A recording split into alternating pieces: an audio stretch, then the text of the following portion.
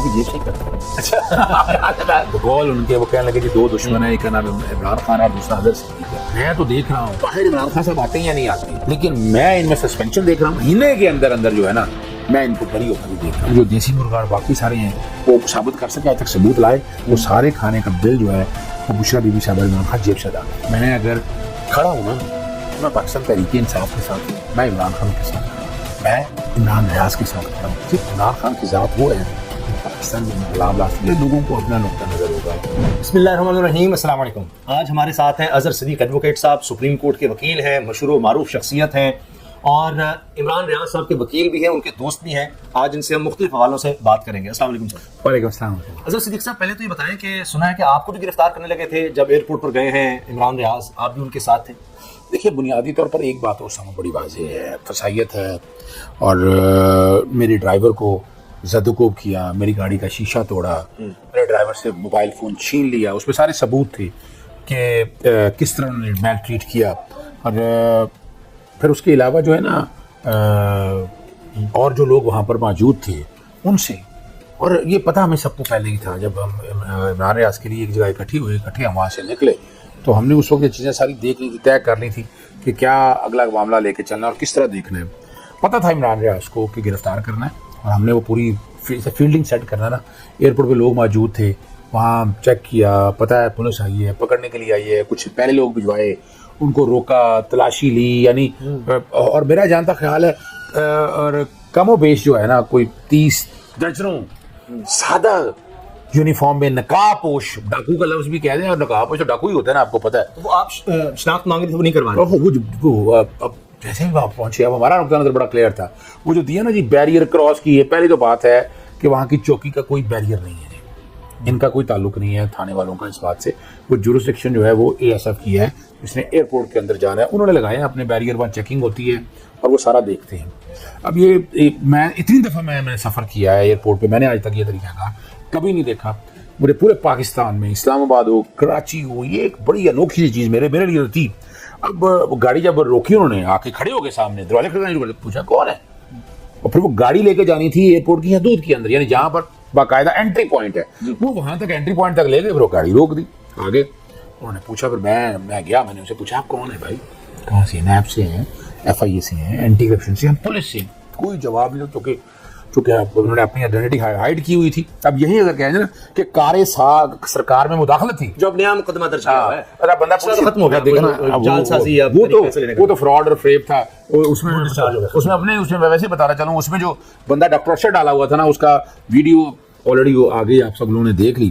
फिर हमने उससे आगे एक बात बड़ी वजाहत के साथ देखी कि उसकी कल सुबह हमसे भेजा लगी है, वो आ रहा था बयान देने के लिए, उसको अगवा कर लिया गया कि जी मैं कोई गवाह नहीं हूँ, उसके भाई की तरफ से ये दायर की गई। और कमाल की बात ये है कि झूठ पे बबरी था ना, और आप 2.5 करोड़ रुपया दे रहे हैं, किस बात पे दे रहे हैं, तो ताल्लुक नून लीग के साथ है, नजर आ गया। पोलिंग एजेंट था मरियम सफदर का, ये भी सबूत सारे, यानी एक एक चीज रिकॉर्ड के ऊपर दस्तयाब है, उसमें हमें को मजीद देखने की जरूरत नहीं थी।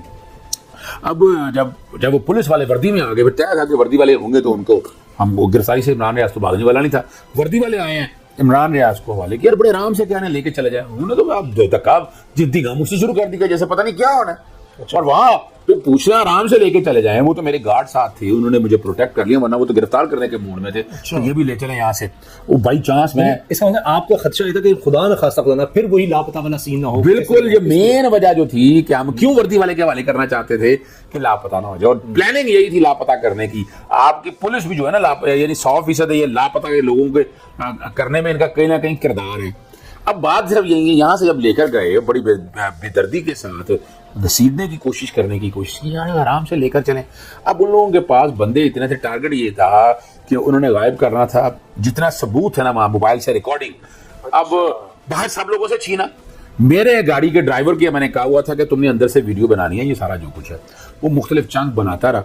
मेरे मोबाइल जो है, मेरी वो गार्ड्स को स्टैंडिंग इंस्ट्रक्शन उन्होंने मेरे पास ही रहने दिए, वरना मेरे मोबाइल भी छीन लेने थे उन्होंने। ये यानी ये बदमाशी है ना, ये डकैती है, और इसे डकैती नहीं कहेंगे तो किस कैपेसिटी में छीने हैं आपने मोबाइल। और मेरी गाड़ी का शीशा तोड़ा उन्होंने, और पत्थर ले गए चले गए। अब अली इशफाक की गाड़ी के ऊपर भी उन्होंने इसी तरह हमला किया, मेरे ड्राइवर को निकाला, ज़दकुब किया और उसका मोबाइल छीन के अभी जा रहे थे तो बहुत से दोस्त आए हुए थे, यहाँ इस्लामाबाद से आए हुए थे, जैसे सिद्दीक जान मौजूद था, बहुत और दोस्त साफी मौजूद थे वहाँ, अनस गोंदल है डिप्टी ब्यूरो चीफ है ना, वो सारे उन्होंने पकड़ा उसको, वो जिस बंदा मोबाइल लेके जा रहा था वो 700 के बंदे प्लानिंग के साथ आए थे।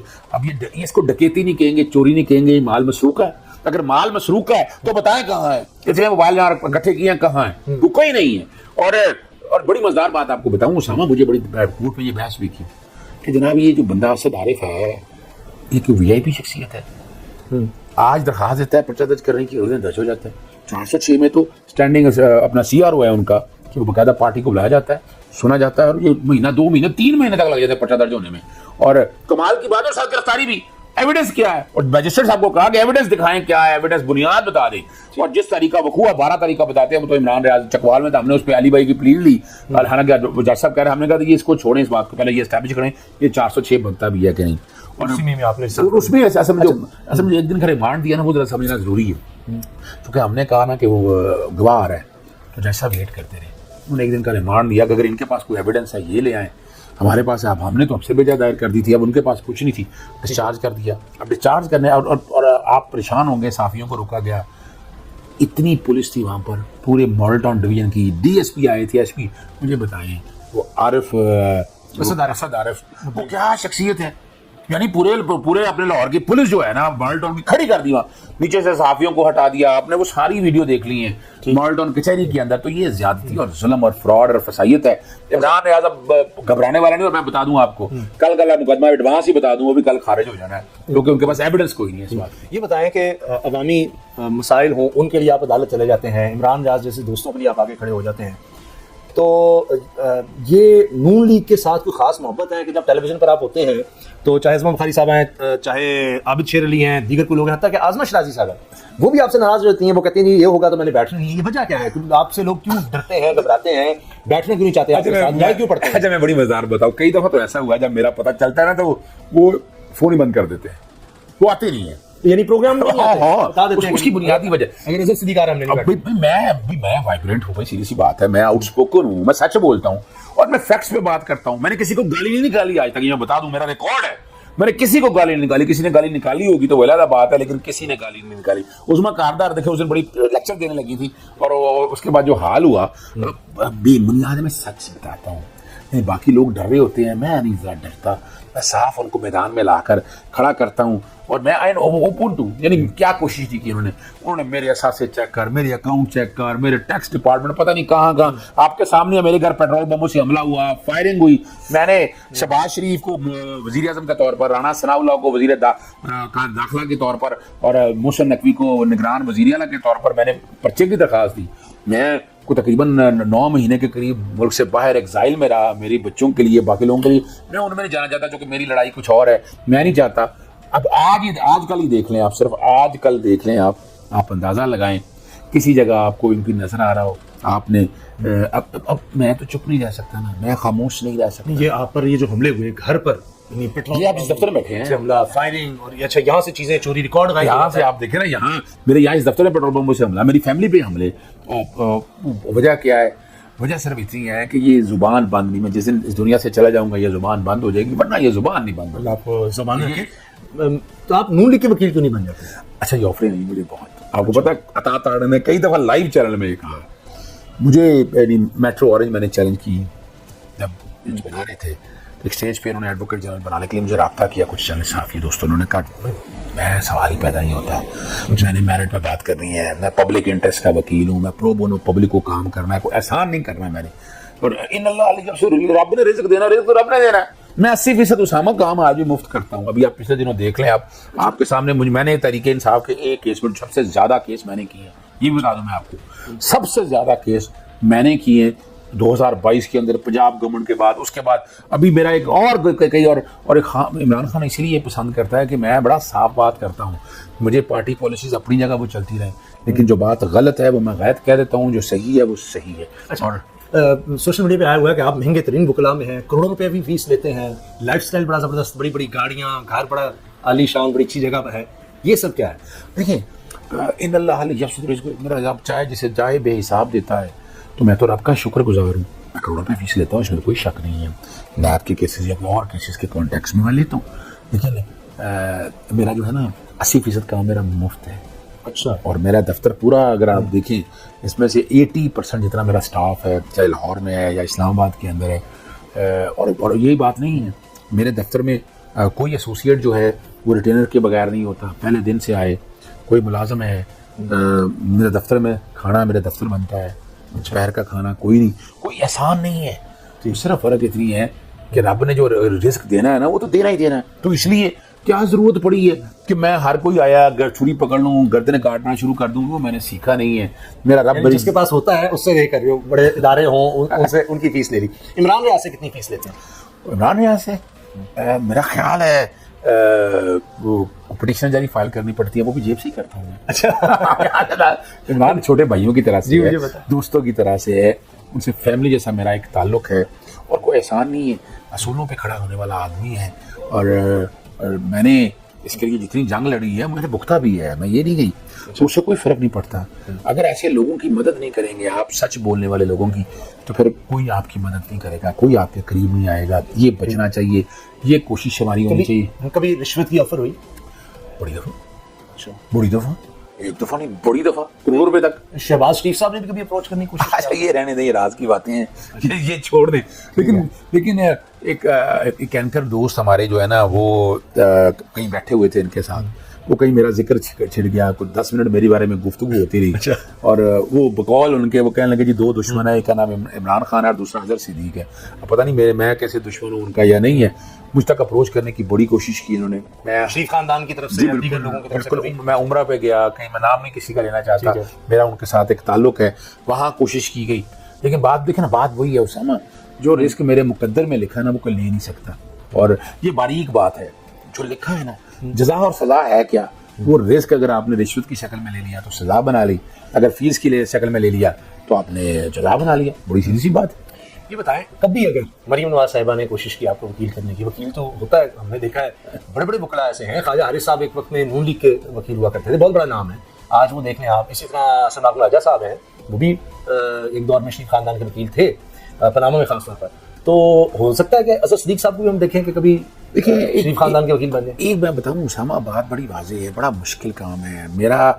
यानी मैं जो कोशिश यही करता हूँ, मैं पता नहीं कल क्या हालात हो या क्या वाक़यात हो, अभी तक तो मैं सवाल ही पैदा नहीं होता। अच्छा। सवाल ही यानी उसमें मैं नाम नहीं लेना चाहता, जो इनके अंदर के लोगों ने मेरे से रब्ता किया, कोशिश की वकील करने के हवाले से, और मुझे वैसे ओपन भी होना चाहिए, लेकिन मैंने माजरत कर ली। यानी मिसाल के तौर पर मुझे एडवोकेट जनरल के हवाले से अगर बात हुई है, तो मैंने कहा जी मैं किस मुँह से, पूरी मेरी उम्र गुजर गई है गवर्नमेंट एजेंसीज के खिलाफ चलते हुए, और कल मैं एडवोकेट जनरल बन जाऊँ, सवाल ही पैदा नहीं होता। मुझे तो इश्तियाक सरकारी वकील और अफसर बनने की सवाल ही पैदा, इश्तियाक खां थे हमारे साबका सदर, फारूक नसीम साहब आए हुए थे, एक दिन वहाँ इकट्ठे हुए तो मिल गया, उन्होंने डीसी और लॉयर के दरमियान बैठ के कहा कि इस बंदे की मैं तारीफ करता हूँ एक हवाले से, और हमारा जब अनवर मंसूर को अटॉर्नी जनरल हटाना था तो हमने फैसला कर लिया कि अजहर सिद्दीक को लगाना है। अच्छा। और उसके लिए कुछ जजी से भी बात हुई, तो कहने लगे दुख और तकलीफ ये हुई कि पार्टी के अंदर से लोगों ने चंद ने मुखालफत की इस बात की। कहने लगा लेकिन हमें इस बंदे की ज़रूरत थी, आउटस्पोकन है, मेहनती है, काम करना जानता है। मैंने उनका शुक्रिया अदा किया कि आपने नाम प्रपोज किया। मैंने कहा शायद मैं ऐसे कामों में पढ़ूंगा नहीं, बाकी आगे आने वाले वक्त का कोई पता नहीं, लेकिन मेरी कोशिश है कि मैं अपने आप को पीछे रखूं। तहरीक इंसाफ में भी काली भेड़े हैं। ये काली भेड़ों वाला कई तो निकल गई, आपने देख ली। अच्छा। आपने कहीं देखा नहीं है, तो वो अगर थी तो वो निकली है ना वहाँ से, वरना तो आप जेल में रख लें कि इमरान खान वजह है कि इमरान खान से शुरू होकर इमरान खान तक है, और इमरान खान की वजह से लोगों का नाम है। लेकिन जो लोग खड़े नहीं हो सके, जो हट गए, थोड़ी तकलीफ थी, दिक्कत थी, बर्दाश्त करते, खड़े होते, तो नताइज भी सही निकलने थे, लेकिन नहीं किया उन लोगों ने। अच्छा, ये बताएं कि अब इमरान खान साहब से कोई मुलाकात या कोई बात, तो क्या किस तरह देख रहे हैं उनको? देखिए मेरी बात सुने, मैंने लास्ट वीक आज भी जाना था मैंने। अच्छा। आज मेरी मुलाकात एक्सपेक्टेड थी, लेकिन जो इमरान रियाज के केसेस लगे हुए थे उसकी वजह से मैं जा नहीं सका, और माजरत भी की। और एक दोस्त है हमारे साथ, वो कहने लगे तुम्हारे जो इमरान रियाज से खड़े हुए हो तुम, कहते आज तुम चाह भी जाते ना तो उन्होंने तुमसे मुलाकात नहीं करने देनी थी। अच्छा।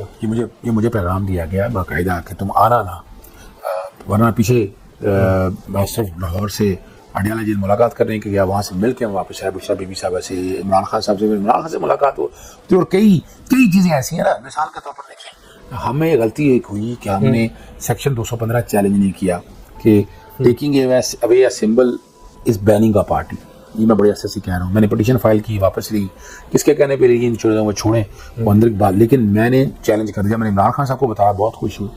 मुझे तो ये कहते हैं कि तुम जो अपना काम कर रहे हो तुम करते रहो, ठीक, ये पार्टी अपने तौर पर देखती रहेगी तुम, लेकिन तुम जो क्या सुनों पे काम कर रहे हो उसकी मैं देखें। आपको पता है उस्मान बुज़दार के खिलाफ नैब में मैंने दरखास्त दी थी पंजाब के तौर पर, लेकिन बिल्कुल बुरा नहीं बनाया उन्होंने मेरी इस बात का। ये पार्टी में फर्क बता रहा हूँ, ये तहरीक इंसाफ ज्वाइन करने से पहले की बात है। बिल्कुल उन्होंने बिल्कुल बुरा नहीं बनाया। बावजूद आपको टिकट वाला मामला और चल रहा था। देखिए मैं बता रहा हूँ कि सिर्फ कभी बुरा नहीं बनाया। पेट्रोलियम की कीमतें चैलेंज में उस दौर में भी करता रहा हूँ, लेकिन उन्होंने कम से कम ये कर दिया था, इस तरह कीमतें नहीं बढ़ाते थे। और महंगाई को कंट्रोल करने के लिए पिटीशन तो मेरी उस दौर में भी चलती नहीं। लेकिन ये एक फर्क मैं बता दूं कि वो मेरी दरखास्त, मैंने लेटर ही लिखा है तो लेटर पे काम हो जाता, मुझे कोर्टों में नहीं जाना पड़ता था। एटलीस्ट उन्हें पता था कि मैं पॉजिटिविटी के साथ चीज़ों को देख रहा हूँ। ठीक, ये बताएं कि अभी हम देख रहे हैं इमरान खान साहब के केसेस अलग से चल रहे हैं और हुकूमत किसी भी तरह से समझती है कि उनको तो रिहा किया नहीं जा सकता। अब इद्दत वाला मामला रह गया है, अब कहा जा रहा है कि 1 महीने के अंदर अंदर उसका फैसला दे दिया जाए। तो आपको लगता है वाकई 1 महीने में फैसला आ जाए? देखिए मैं एक बात बताऊँ आपको, मैंने उसामा ये बड़ी वजाहत के साथ बात की थी कि बड़ी ईद से पहले इमरान खान साहब रिहा हो जाएंगे। और आप साइफर के केस में आपने देख लिया, इद्दत में अब चूंकि जज साहब ने जो ज्यादती की है, अब 10 दिन का टाइम दिया, ऑर्डर आज आ गया, आगे कल 2 दिन है, जुमा भी है और हफ्ता भी है। मजूका साहब के पास इख्तियार है सस्पेंड करने का, और हर एक को पता सजा गैर कानूनी है। उषा बीबी साहब एक औरत है, खातून है, और एक्स्ट्रा ऑर्डिनरी रिलीफ मिलता है उनको। तो मैं तो देख रहा हूँ अगर तो उन्होंने सुन ली तो मैं बाहर इमरान खान साहब आते हैं या नहीं आते, लेकिन मैं इनमें सस्पेंशन देख रहा हूँ और महीने के अंदर अंदर जो है ना मैं इनको बरी होते हुए देख रहा हूँ। ठीक है, इन दोनों यानी बुशरा बीबी साहबा को भी और इमरान खान को भी इद्दत में। आपके घर पर हमला, ऑफिस की चीजें गायब या यहाँ हमला, कौन लोग थे पीछे, पता चल सका आज तक? बस रहने ही दे, छोड़े इस बात को। नहीं, मैं एक बड़ी मजेदार बात बताऊंगा आपको। मुशर्रफ के दौर में ना जी मेरे बेटे को अगवा होने की कोशिश हुई। मैंने मुकदमा दर्ज करने की दरखास्त थाना मोगलपुरा में दी। दोस्त था मेरा एसपी, तो ऐसे जो उन्होंने तो कहा नहीं करनी, एसपी ने कहा तुम दरखास्त लेके जाओ। जब मैं दरखास्त लेके गया तो मेरी दरखास्त थी जनरल परवेज मुशर्रफ के खिलाफ। मैं वो वाकया बता रहा हूँ, एसएचओ सामने खड़ा है, दरखास्त पड़ी और वो नीचे गिर गया।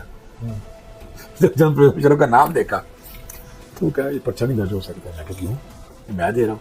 मैंने कहा मैं तो करा लूंगा जाकर पर्चा, मैं कोर्ट में जाऊँगा, बैठूंगा नहीं आराम से। और वो वहीं बैठे, उसने एसपी को बताया, एसपी का फ़ोन आया।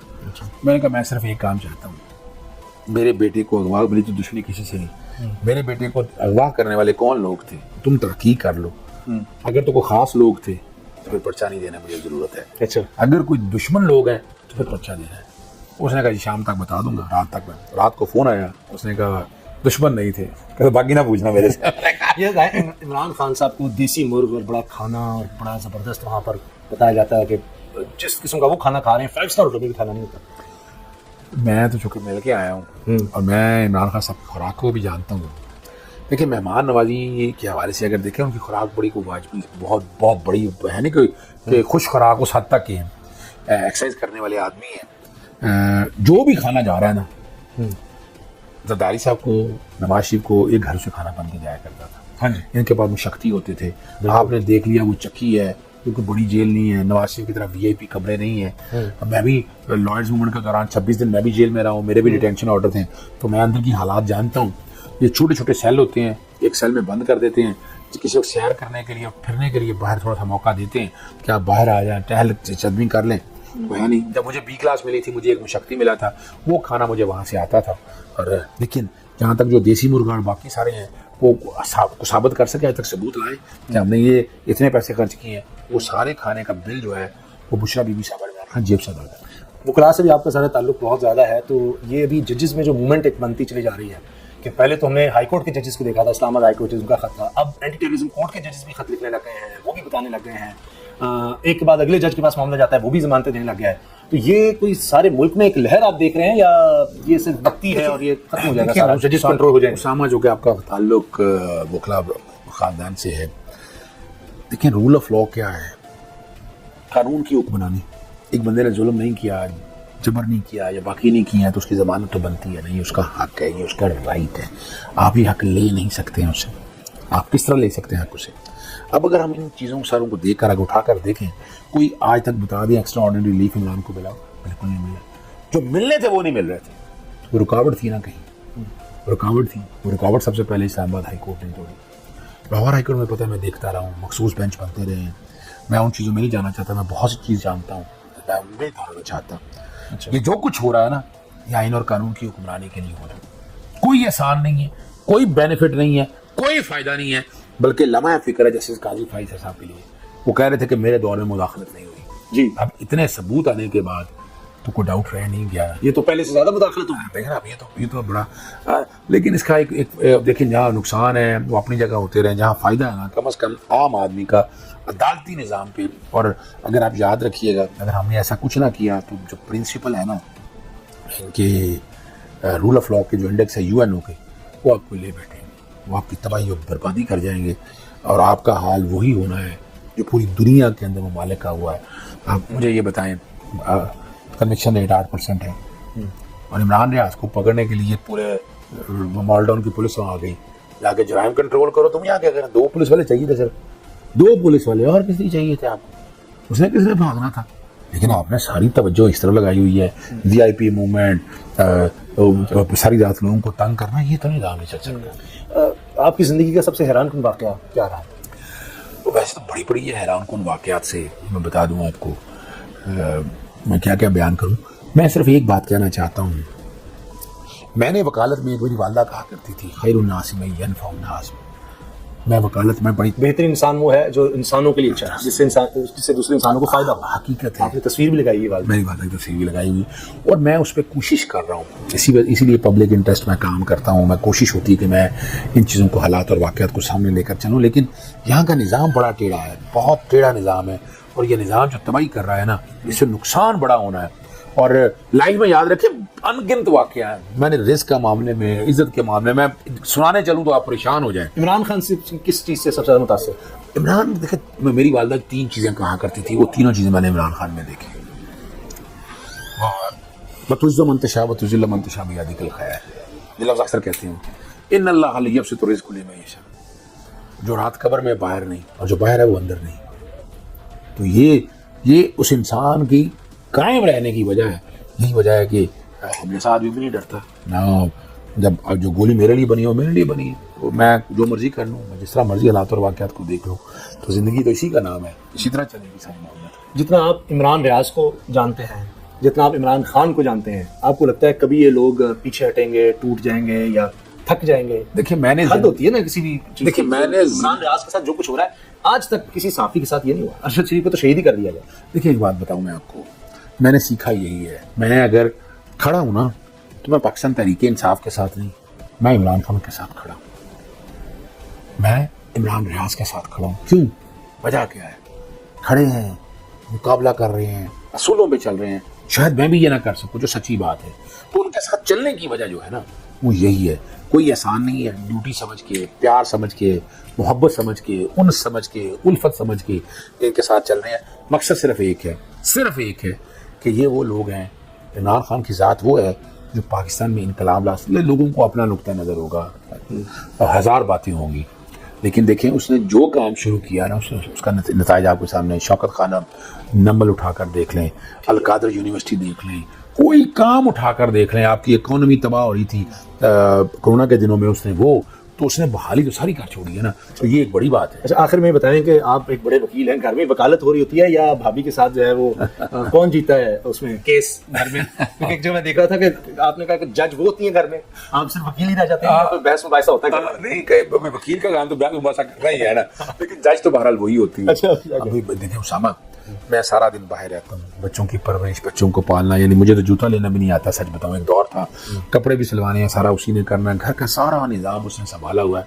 तो औरत जो है ना, वो जन्नत है एक हकीकतन। अगर देखा जाए, अच्छी औरत हो तो आपके लिए, अगर बुरी औरत हो तो जहन्नम का है। तो इसलिए कम से कम एटलीस्ट अगर मुझसे पूछते हैं ना, तो मैं तो इस कॉन्टेक्स्ट में कहता हूँ कि मेरी कामयाबी के राज पीछे जो है ना, वो औरत है। मना नहीं कि आपको घर पर भी हमले शुरू हो गए हैं, क्यों इतनी दुश्मनियां पाल रहे हैं? मेरी वालदा ने परवरिश की हुई है उसकी। मेरी वालदा जीदार औरत थी, तो मेरी बीवी, मेरी बहनें भी अगर देखें आप, तो असल जो मेरी लाइफ के अंदर जो फ़र्क है ना, वो हर कामयाब और मर्द के पीछे औरत का हाथ हो, तो वो औरत इस तरह से है कि वो डटी रहती है, गिरने नहीं देती। यानी आज मैं घबरा जाऊँ कि मुकाबला हो रहा है, मेरे वालदा कहाँ याद आती है? हर लम्हे याद आती, मैं भूल नहीं सकता उनको। याद बताऊँ, सच बताऊँ आपको उसामा, यार मैं तो क्या कहूँ, मैं ये इतना सा एक थोड़ा सा बड़ा कर दें कमरा, उसी में बातों का 7 बहन भाई थे। मेरे नखरे, हाँ मेरा नखरे पूरे करना, उन्होंने खाने के लिए अच्छी चीज़ मेरे लिए रख देनी, मुझे में भाई भी देखती थी, मेरे से कई कमिटमेंट्स थी। ज़िंदगी में एक तय था कि मैं ज़िंदगी में अलहदा नहीं होऊंगा।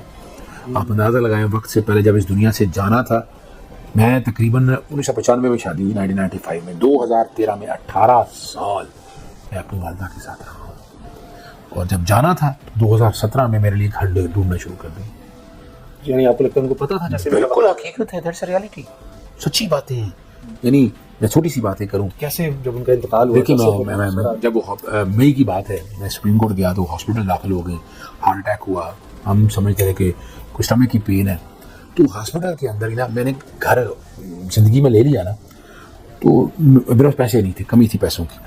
तो मेरी साली साहब आई हैं, तो उनको कहने लगी अजहर के ना पैसे नहीं है इसके पास, पैसे तुम दो, इसको उधार दे दो, अब अंदाज़ा लगाएं, और उसे के घर ट्रांसफ़र करे, अपने घर ले ले। तो जिस दिन इस दुनिया से जाना था ना, वो साली मेरी आई, आके मेरे वालिद साहब को कहा, मैंने कहा मेरी माँ पहले मैं ये करूँ, वालिद साहब कहने लगे पैसे जमा करा, तो पैसे जमा करा। मैं उस दिन जाके पैसे जमा कराए, कब्जा लिया, 7 बजे के करीब है, मैं वहाँ आया, वहाँ आके साइमा ने मेरी वालदा को बताया कि कब्जा ले लिया है, होश में नहीं थी, आंखें खोली है और रूह परवास आ गई। जरा सोचें इन चीज़ों को, क्या रिज़्क़ के हवाले से बड़ी वजाहत के साथ क्या मैं बताऊँ, वो एक लंबी कहानी है। वालदा को आज अगर आप कुछ कहना चाहें? देखिए मैं जब मेरे बहुत अच्छे वक्त आया, मेरी वालदा मेरे साथ नहीं थी, वरना बड़ी तकलीफ में रही। हड्डी यानी जॉइंट जो है ना वो फ्रैक्चर हो गया, व्हील चेयर पे मैं ले जाया था। स्कर्दू बड़ा पसंद था उनको, मरी बड़ा पसंद था, तो अक्सर जाना उनके साथ, लाइफ ही गुजारना। तो लेकिन याद रखिएगा, मैं आज बड़ा भी हो जाऊँ ना, तो माँ नहीं पैदा हो सकती, माँ सवाल ही नहीं पैदा। मुझे तो याद आपकी वालदा का भी सामने हकीकत है। मैंने काली साहब को देखा है, आप लोगों को देखा है, तो आप लोगों को समझ है, इसलिए समझ है कि आपके घर में भी एक माँ का रोल था। और आज मैं भी ऐसा लगता है आज तक भी उन्हीं का ही है। देखिए ना, तो आप तो जुड़े हुए हैं इन चीज़ों को, तो इसलिए आसानी से समझ सकते हैं। अल्लाह सबकी माँओं को सलामत रखे, और जो दुनिया से चली गई हैं अल्लाह ताला उनके दर्जात बुलंद फरमाए। अजहर सिद्दीकी साहब बहुत बहुत शुक्रिया, आपका बड़ी ना है, थैंक यू जी, बहुत शुक्रिया। दुआ में याद रखिएगा। अल्लाह हाफिज़।